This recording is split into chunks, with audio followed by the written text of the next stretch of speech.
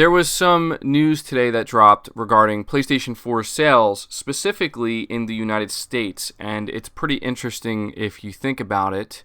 It says here that the PlayStation 4 has apparently exceeded 30 million sold in the United States alone.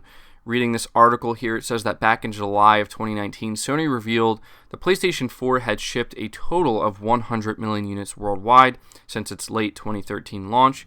It is a fascinating feat, placing the console in an incredibly exclusive club of other video game hardware. But where was it the greatest success? Unsurprisingly, the United States is the PS4's largest market worldwide. According to Daniel Ahmad, a Nico Partners analyst, PS4 sales in the United States have crossed the 30 million mark.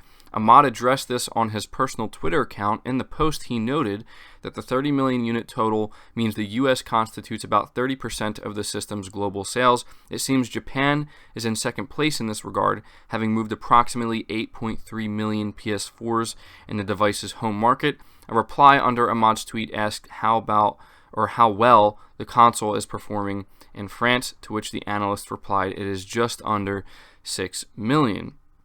So the article goes on to say that given these numbers, it should be interesting to see where the PS4 stands by this year's end. There's a big holiday season ahead after all, and Sony has a huge exclusive set to launch in that window with Death Stranding's November 8th release. Indeed, a couple of other smaller titles are on the horizon for the Sony console as well. Concrete Genie, which recently went gold, is on track to arrive in just a handful of weeks on October 8th. Shortly thereafter, and right on time for Halloween, the Medieval remake from Other Ocean Interactive will hit store shelves on October 25th. So this is some very interesting information, and the reason why it's so interesting to me is because I care about console sales, and I have no problem explaining to people why I care about console sales. You're always going to have these people who try to act condescending and make it seem like if you're somebody who does want to celebrate the fact that the PlayStation 4 is doing well, or even how well the Nintendo Switch is doing, and maybe be a little bit concerned at how not so well the Xbox One has done this generation, there's always going to be people who try to act condescending as if you're some kind of weirdo who cares way too much about a plastic box. But you know what the thing is? People don't take any time to think beyond that. They don't take the time to think, why would somebody care about this plastic box? Well, I'll tell you why. I love console gaming. I always have, and I probably always will. It's the way I've enjoyed gaming growing up, and it's the way I enjoy gaming now. In my opinion, it offers a unique experience that you really can't get anywhere else. It's different from gaming on PC. It's different from gaming on the go. It's a great experience, in my opinion. So because of that, because it is my favorite way to game, I care about how well the console market is doing in general. I care about the growth. I want to see it grow. I want to see it to continue to do well. And this is a big reason why I, especially now after experiencing a lot of what PlayStation has to offer, I can totally get behind celebrating the fact that they are completely dominating. Now, I would actually love to see the Xbox One doing better. I would love if Nintendo, Sony, and Microsoft could all be selling their hardware at an incredible rate, and it seems that the only two companies who are able to achieve that right now is Nintendo and Sony, and we know why this is. I mean, just, at the end of this article here, it mentions 3 exclusive games that are coming out before the end of this year for people who already own PS4s, or to incentivize people who don't already own them to go out there and buy them to access these games. And this, Nintendo is the same way with the way they handle their exclusives. They always have high-quality, top-notch games. And so this is why I care about talking about sales. This is why I think it's an amazing thing that the PlayStation 4 is out here not only selling 100 million units, but pretty much dominating and doing extremely well in a territory where this is where the Xbox One normally it's strongest, right? This is where Xbox in general, the American market, it sells the best. And if you look at the difference, the main differentiating factor here between the PlayStation 4 console and how many units it sold versus the Xbox One console, and even the Switch as well, if you want to include that in this conversation, Xbox lacks global appeal. And I honestly believe that one of the biggest reasons for this has to do with the games. I just don't think there's any way around it. You have to think, like, what does Sony offer, just sticking to PlayStation and Xbox here because they're very similar in many ways.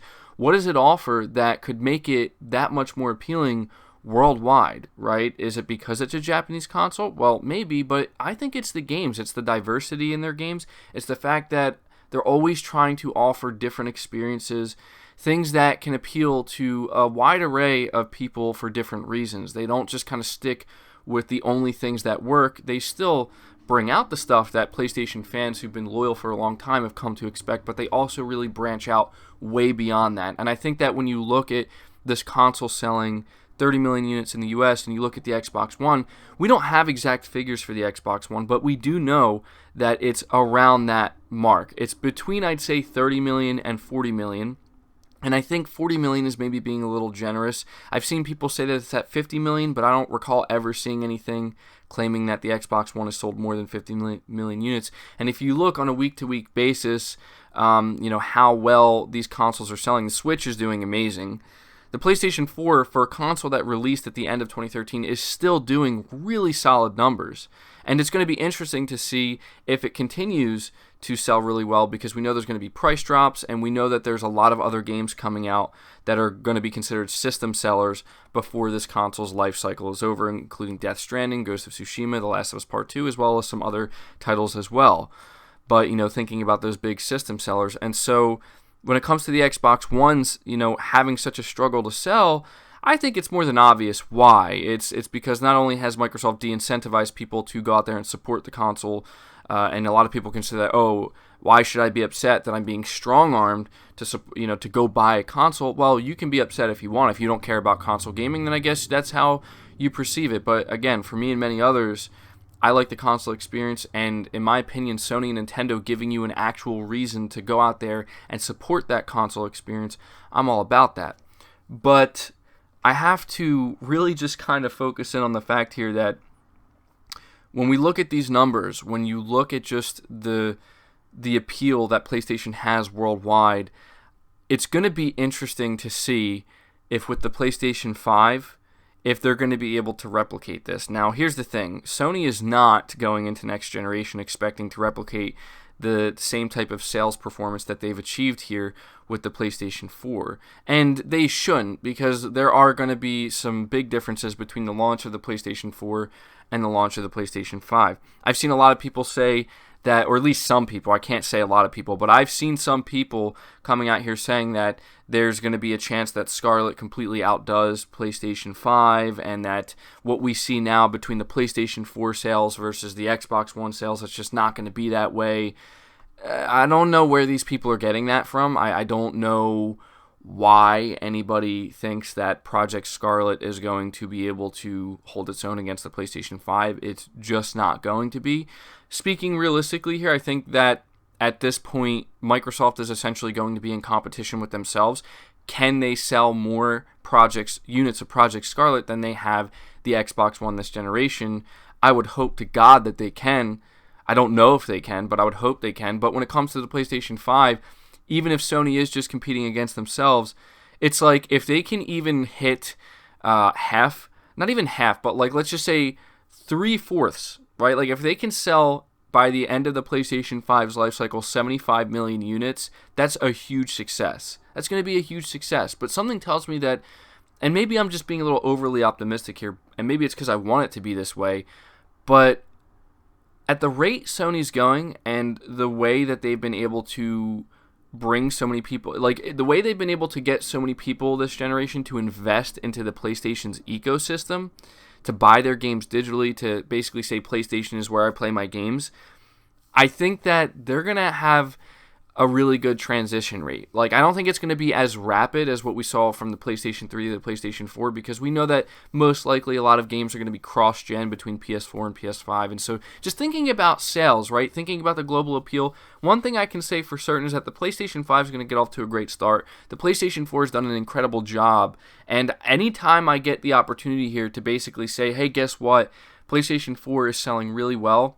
Here's a console that has great games doing really well, I'm going to celebrate that. I know people have been saying, MBG, you should really start talking about Nintendo more. You should start embracing the Switch. Hey, that's something I've been thinking about. I'm not going to lie to you. The Nintendo Switch is becoming more and more appealing to me as, each passing day goes by, where Xbox is becoming less appealing to me.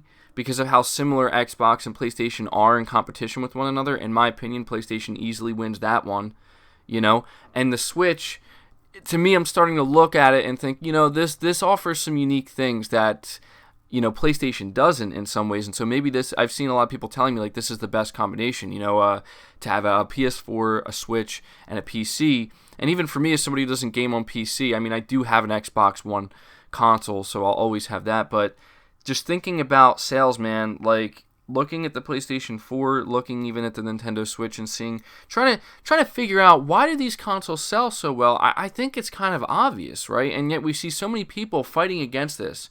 Again, there's a lot of people try to act condescending, that if you care about console sales, there's something wrong with you. Like, no, there's nothing wrong with me. There's nothing wrong with anybody who cares about looking at how well or not well consoles are performing. If you care about console gaming, you're going to care about console sales. I'm not saying that if you are somebody who just cares about gaming casually and you buy this console because it's appealing to you and that's all you care about, you don't have to pay attention to it. Nobody's saying you have to, but you know, don't sit here and try to make it sound like people who do care about it, there's something wrong with us, because there isn't. There isn't. You know, a lot of these people who were there day one for the PS4 and Xbox One, I'm sure a lot of those people who were rooting for Xbox did care about sales and were paying very close attention to how sales were going. And then the day that Microsoft came out and said that they're no longer announcing sales numbers, suddenly they became really quiet, like, oh, you know, sales don't matter. Sales don't matter anymore. They don't matter. And you know what? In my opinion, they do matter. They matter to me because I care about console gaming, man. And PlayStation, Nintendo are doing it right. I hope Xbox can do it right. Like, the thing is, I'm not rooting against them. I would love if at the start of next generation we find out that Xbox gets off to a great sales start, because in my opinion the only way that's going to happen is if Microsoft actually makes that console appealing for people to go out there and be like, I want to buy this, I want to buy an Xbox, and the only way they're going to do that, honestly, is with games. You know, so there's a simple solution to this. I know I kind of went on a little bit of a tangent here in this video, but there you have it. You know, the PlayStation 4, we already know it's been selling like crazy. It's been dominating this generation. Apparently, it has exceeded 30 million units in the United States alone, which is crazy to think that if the PlayStation 4 was, if you just looked at the United States alone and the sales just in this one country, they almost match, or maybe they even do match, the overall worldwide sales of the Xbox One. And that is a big problem for Xbox. They need to identify that. They need to solve that problem. I've been saying this for a while, but it's worth celebrating that. Look, you know, there's a reason why PlayStation is able to do this, and I'm going to support that, man, and I'm going to celebrate it. So there you go. I hope you did find the information useful, or you enjoyed the commentary. If you did, be sure to leave the video a like. Really helps it out. I appreciate all the support you guys have been showing me lately. Obviously, not everybody's going to support me, but for those who do, it does not go unnoticed. It means a lot to me, and I really greatly appreciate it. So leave the video a like. Subscribe to the channel if you're new. Be sure to leave your thoughts down below as well. Hit the bell notification icon and feel free to share this video out on top of all that. But until next time, guys, take care.